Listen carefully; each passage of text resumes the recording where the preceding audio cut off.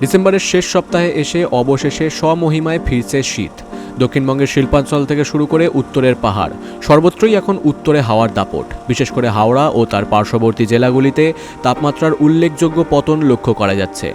মঙ্গলবার অর্থাৎ 23শে ডিসেম্বর হাওড়ায় ভোরের সর্বনিম্ন তাপমাত্রা রেকর্ড করা হয়েছে 11.4 ডিগ্রি সেলসিয়াস, যা স্বাভাবিকের তুলনায় বেশ কম।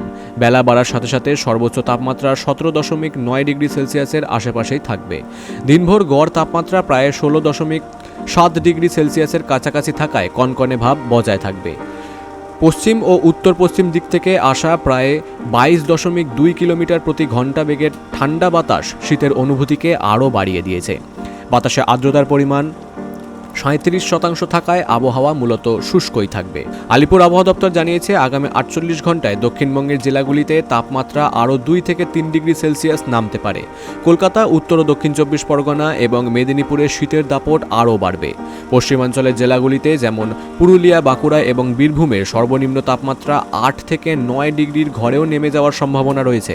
দার্জিলিং সহ কালিম্পং ও উত্তরের জেলাগুলিতেও কুয়াশার দাপট বজায় থাকবে। পাহাড়ে তুষারপাতের সম্ভাবনা না থাকলেও সমতলে কনকনে ঠান্ডা অনুভূত হবে। ভোর রাত ও সকালের দিকে মাঝারি থেকে ঘন কুয়াশার কারণে দৃশ্যমানতা কম থাকতে পারে। বিশেষ করে জাতীয় সড়কগুলিতে যাতায়াতের ক্ষেত্রে সতর্ক বার্তা দেওয়া হয়েছে।